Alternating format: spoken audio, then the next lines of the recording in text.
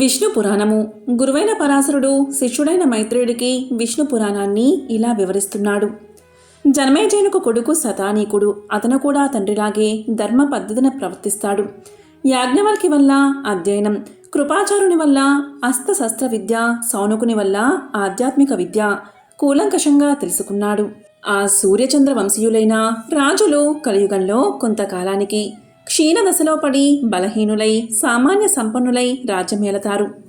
అధర్మవర్తకంతో చివరకు చెడిపోతారు.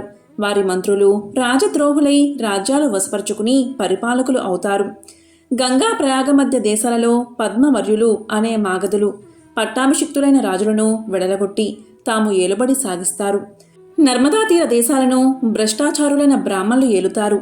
చంద్రభాగా తీరాలందున్న కాశ్మీర దేశాలను హీనజాతుల వారు పాలిస్తారు. వీరందరూ కాలానికి వయసుతో తగిన గుణాలు, ప్రవర్తన కలవారి ఉంటారు. రాజులు అల్పమైన దయ, అల్పజ్ఞానం, అల్ప విద్య, అల్పాలోచన, అల్పైశ్వర్యం కలవారై ఉంటారు. కోపం, దుర్వేగం, క్రూర ప్రవృత్తి, చపలత్వం, ఎదుటివారిని చులకనగా చూడడం, మనస్సులో ఏదో ఒకదానికి బాధపడుతూ ఉండడం, చెడు నడత, పెడసరుపుతనం, పాపం, ఈ గుణాలు కలికాలం పోయే వరకు మానవులను దుష్ట పిశాచాల్లాగా ఆవేశించి ఉంటాయి. ధైర్యం, మనస్సు, నిలకడ, అవసరమైన పరాక్రమం అనేవి కలియుగ మానవులకు ఉండవు. కలియుగ మానవుల మాటలు పరమ నీచంగా ఉంటాయి. సాధుత్వం, జాగరూకత, మర్యాద అనేవి వారెరగరు. బ్రతుకులు నడివీధి మెతుకులని చెప్పవచ్చు. కోపం, నిందించడం వారికి పుట్టుసొత్తు. గోహత్య, స్త్రీ హింస, శిశుహత్య అనేవి కలికాలం జనులకు సహజ గుణాలై ఉంటాయి. కలియుగమందలి జనులు పరదన పరాకాంత ప్రియులు, అల్పాల్ప బలులు, జీవించి ఉన్న సవాల్లాంటి రూపాలు కలవారు. అసత్య భాషణలు, నాస్తికవాదులు ఎక్కువ సంఖ్యలో ఉంటారు. వేదాలకు, యజ్ఞాలకు స్థానముండదు. బ్రాహ్మణులు కింది జాతుల వారిని సేవిస్తూ వారిచే ధనబలంతో బ్రతకవలసి వస్తుంది. అన్ని విధాల బలగం కలవాడే ప్రభువు, ధనధాన్యాలు సమృద్ధిగా కలవాడే మాన్యుడు. సభల్లో ముందు వెనుక చూడక నోటికి వచ్చినట్లు నిర్భయంగా వాగేవాడే పూజ్యుడు, నౌకరు చేసేవాడే హితుడు. ఇలా ఉంటుంది కలియుగ ప్రభావం. ఇంకా విను. ధనం ఉన్నవాడే గొప్ప కులంలో పుట్టినవాడుగా గౌరవాన్ని పొందుతాడు. శరీర బలమే ధర్మం, అందచందాలే వివాహ కారణాలు, శౌర్యమే వ్యవహారానికి ఉండవలసేది, అన్యాయమే వృత్తికి మూలం, దౌర్బల్యమే కిందకి దింపుతుంది. ఇలా ఈ దోషాలు అన్ని జాతుల్లోనూ ఉంటాయి. కలియుగ మానవులకు ఆయు ప్రమాణం 120 సంవత్సరాలు. తేనె, కూరగాయలు, ఆకులు, పువ్వులు ఆహారం, నారబట్టలు, నేత బట్టలు వస్త్రాలు. సంతానం మితిమీరి బహు కష్టాలకు మూలమవుతుంది. శ్రౌత స్మార్త క్రియలకు స్వస్తి పలుకుతారు, వాటిని ఆచరించరు. ఇలా ఉండగా ఇలాపై ధర్మాన్ని స్థాపించడం లక్ష్యంగా సర్వలోక రక్షామణి భక్త వత్సలుడు శ్రీ విష్ణువు సంబల గ్రామంలో ప్రధానుడు అనే బ్రాహ్మణుడికి కుమారుడిగా జన్మించి దుష్ట శిక్షణ చేస్తాడు. వేదాలకు మళ్ళీ జీవాన్ని పోస్తాడు. సాధు సంరక్షణ చేస్తాడు. శ్రౌత స్మార్త క్రియలకు ప్రాణ ప్రతిష్ఠ ఆచరిస్తాడు. వర్ణాశ్రమ ధర్మాలకు సంరక్షణ కలిగిస్తాడు. ఆ అవతార పరమపురుషుని పేరు కలికి. ఆ విధంగా కలియుగం తీరి కృతయుగ ధర్మం 4 పాదాలతో నిర్బంధంగా ప్రవర్తించగా సురలు ఆనందంగా ధరణికి వచ్చి నరులతో కలిసి సగౌరవంగా ప్రవర్తిస్తూ ఉంటారు. కలియుగ దోషాలకు అదిరి బెదిరి అడవుల్లో తపస్సు చేస్తూ ఉన్న సూర్యచంద్ర వంశీయులైన రాజులు తిరిగి రాజ్యాలు ధర్మబద్ధంగా ఏలే పరిపాలకులు అవుతారు. మైత్రేయ విష్ణు అంశతో పుట్టి ధర్మ పద్ధతిని భూమండలంగా పాలించిన భూపతుల చరిత్రలను చదివినా విన్నా మేలు కలుగుతుంది. యజ్ఞం చేసే ఫలం వస్తుంది. సిరి సంపదలు సమృద్ధిగా కలుగుతాయి. సూర్యచంద్ర వంశాల్లో పుట్టిన రాజులలో మాందాత మొదలు కుశలవుల వరకు, యయాతి మొదలు సత్యదేవుడి వరకు గలవారి చరిత్రలు చదవవలసేటి వినవలసేటి వారి చరిత్రలు శుభకరాలు. మైత్రేయ నీవడిగిన రాజుల చరిత్రలు చెప్పడమైంది. ఇంకేం చెప్పాలి అని పరాశరుడు అడగగా మైత్రేయుడు ఇలా చెప్పాడు. గురుదేవా, యాదవ వంశంలో కృష్ణుడిగా పుట్టిన విష్ణువు బాల్యం నుంచే చేసినవన్నీ వినాలని ఉన్నది అంటే శ్రీకృష్ణావతార కదా అని చెప్పగా పరాశరుడు ఇలా చెప్పాడు. శ్రీకృష్ణావతార కదా, సరే మంచి కదా, విను. వసుదేవుడు దేవకుని పుత్రికను ధర్మపత్నిగా ప్రతిగ్రహించాడు. ఆమె పేరు దేవకి. వివాహం కాగానే సోదరుడు కంసుడు దేవకికి సమృద్ధిగా అంబరాభరణాలు అరణంగా ఇచ్చి బంధువులిచ్చిన కట్నాలు కానుకలు వాహనంపై సర్ది సోదరిని బావను రథమెక్కించాడు. తానే సారథి అయి ఆమెను అత్తవారింటికి పంపుతున్నాడు. ఊరి పొలిమేరకు రథం వచ్చింది. రథంలో ఉన్న ముగ్గురు అపకం పెట్టుతున్న బంధువులు. ఆశ్చర్యం భయం కలగలుపుగా వాని హృదయాలను ఉరూతలొచ్చేటట్లు ఆకాశవాణి వినిపించింది.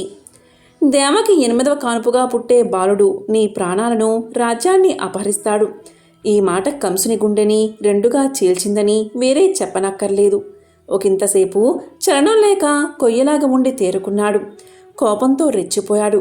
తోడబొట్టు ఆడది అనే జ్ఞానం ఆదరం లేనివాడే కత్తి తీసి చెల్లెలి జుట్టు పట్టుకుని ముందుకు వంచి నరకబోగా చప్పున వసుదేవుడు చెయ్యి పట్టుకుని అన్నాడు, ఏమయ్యా నీ వంటి మేటిదొర ఇలా దారుణమైన మారణకృత్యం, అది ఎవరిని? చెల్లెలిని. ధర్మమా న్యాయమా మహాద్రోహం, ఎంత అవివేకం!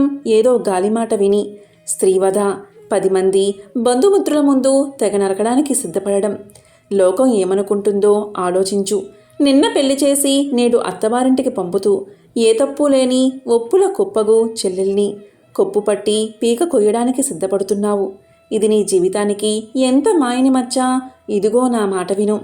ఆకాశవాణి మాట నీకు ఆపద కలిగించేదిగా నువ్వు భావిస్తే అలాంటి కలత అక్కర్లేదు. దీనికి కలిగే బిడ్డలను పుట్టగానే నీకు నేను స్వయంగా అప్పగిస్తాను. నా ఈ మాటకి పంచభూతాలు సాక్షి అని. వసుదేవుని ప్రమాణవాక్కు విని కంసుడు మనసు మళ్ళీ చెల్లెలి ముంచుట్టు విడిచి ఇద్దరినీ తిరిగి తన నగరంలోకి తీసుకువచ్చాడు. ఒక ఇంట ఉంచాడు. తగిన కాపరులను వినియోగించాడు. అప్పుడప్పుడు చూసి వెళ్తూ ఉన్నాడు. ఇలా ఉండగా ప్రజాభారంచే వాడిన మోముతో ఆ బాధ మనవి చేయడానికి ఆదిత్య యక్ష గంధర్వులు వెంటరాగా బ్రహ్మ వద్దకు వెళ్ళింది. వినయంతో మోము వంచి చేతులు జోడించి తనకు కలిగిన ప్రజాభార పీడపోయే ఉపాయం చూడవలసింది అని. కంసుడు, శిశుపాలుడు, జరాసంధుడు, దుర్యోధనుడు, బాణాసురుడు, నరకుడు మొదలైన దుష్టులను, వారి అనుచరులను, సహచరులను పేరు పేరునా చెప్పింది.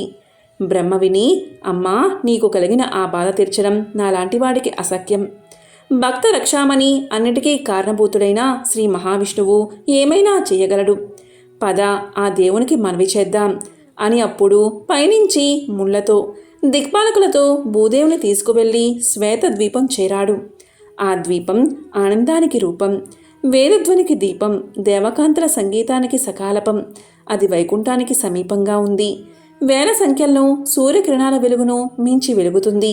ఆ ద్వీపంలో నరసింహరూపుడై ఉన్న గరుడవాహుణ్ణి దర్శించి దండ ప్రణామం చేసి స్తుతించాడు. చంద్రశేఖర సంస్థుత నమస్తే చంద్రార్కలోచన, చంద్రశైలాధార పీతాంబర, కమలాక్ష కమలా మనోహర, కమలవాస కమలనాభ, ధరణీధరాధర గరుడ వాహన, దశకంఠ సంహార, దశతత్వ బోధక, మద్రజనక కరుణతో మమ్ము కాపాడు, కరుణా సముద్ర కటాక్షించు. ఇదిగో భూదేవి దుర్మదాంతులను మొయ్యలేక వంగికుంగి బాధపడుతూ ఉంది.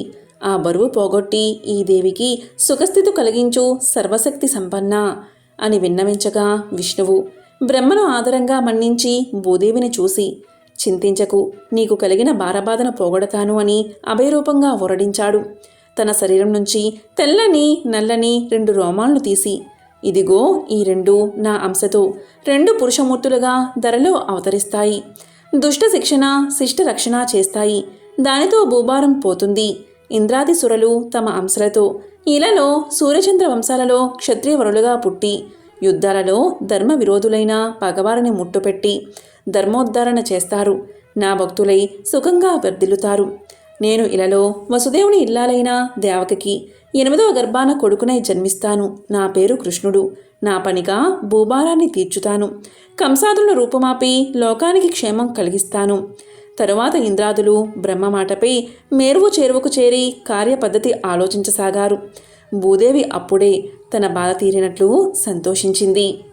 ఈ విధంగా గురువైన పరాశరుడు శిష్యుడైన మైత్రేయుడికి విష్ణు పురాణాన్ని వివరిస్తున్నాడు.